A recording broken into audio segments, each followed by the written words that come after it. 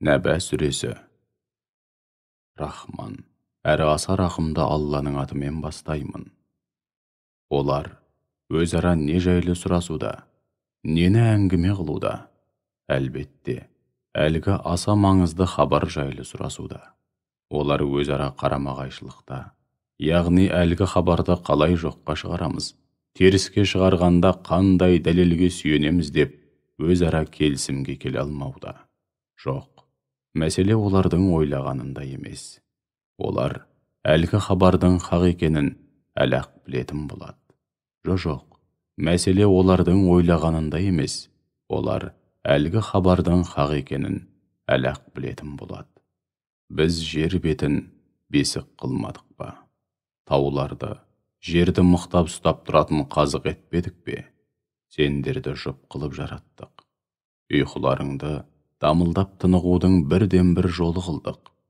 Түнді бейне бір жамылғы, ал күндізді тіршілік уақыты қылдық. Төбелеріңе жеті бірдей берік аспан тұрғыздық. Сондай-ақ оған жарқырап жанған шамшырақ орнаттық. Қою бұлттардан жаңбыр жаудырдық. Алуан түрлі дәнді дақылдар мен өсімдіктер өсіп шықсын. Сондай-ақ қалың бау-бақшалар жайқалып өссін деп, бұлттардан жауын жаудырдық. Шүбәсіз кесімді үкім және айыру күні, дүниеде кім не ексе соны ору үшін белгіленген кесімді күн. Сол күні сур үрленеді де, лек-лек болып Алланың алдына келесіңдер. Періштелердің жерге түсу үшін аспан айқара ашылған сансыз қақпаларға айналады. Таулар көшіріліп, сағымға айналады.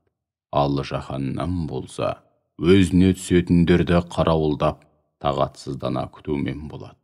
Ол шектен шыққан азғындардың түптің түбінде барып паналайтын жері. Олар онда ғасырлар бойы қалады. Олар онда жанға жайлы салқындықты да, шөл қандырар сусынды да тата алмайды. Тататындары тек қайнаған су мен ірің ғана. Олар істеген істерінің лайықты қарымтасы ретінде сондай жазаға тартылады. Өйткені олар күндердің күнінде жауапқа тартыламыз-ау деп ойламайтын, әрі сенбейтін еді. Өздеріне түсірілген һәм оқылған аяттарымыз бен болмыстағы айқын дәлелдерімізді қасарысып жоққа шығаратын еді. Алайда біз олардың істерінің бәрін жіпке тізіп, кітапқа жазып қойдық. Ендеше істеріңнің жемісін татыңдар.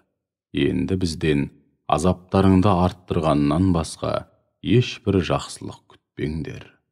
Ал Аллаға шын көңілден тағзым етіп, оған қарсы келуден қорқатын, һәм күнә атаулыдан барынша сақтанатын тақуа жандарға келсек, оларды үлкен жетістік әрі зор бақыт күтуде. Олар үшін бау-бақшалар мен жүзім бақтары, қосанары толықсыған, түйедей құрдас, хор қыздары, ғаламат сусындарға толы қадақтар, кеселер бар.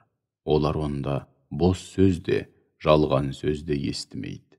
Міне мұның бәрі Раббыңнан тақуа жандарды толық қанағаттандыратын жеткілікті сый-сияпат. Осынау сый-сияпат күллі аспан әлемі мен жердің және екеуінің арасындағы жаратылыс атаулының Раббысынан, Рахманнан. Ешкімнің онымен сөйлесуге құзыры жетпейді. Сол күні рух және періштелер Раббыңның алдында қаз-қатар сап түзейді. Сонда Рахман Алла сөйлеуге рұқсат еткен жаннан басқа ешкім жақ ашып, тіл қата алмайды. Сөйлейтін жан да тек қана орынды сөз айтады. Міне сол күмәнсіз келетін һәм ақиқат үстем болатын күн.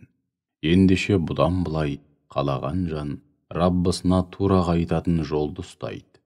Анығында біз азаптың жақын екенін айтып, сендерді алдын ала сақтандырып, ескерттік.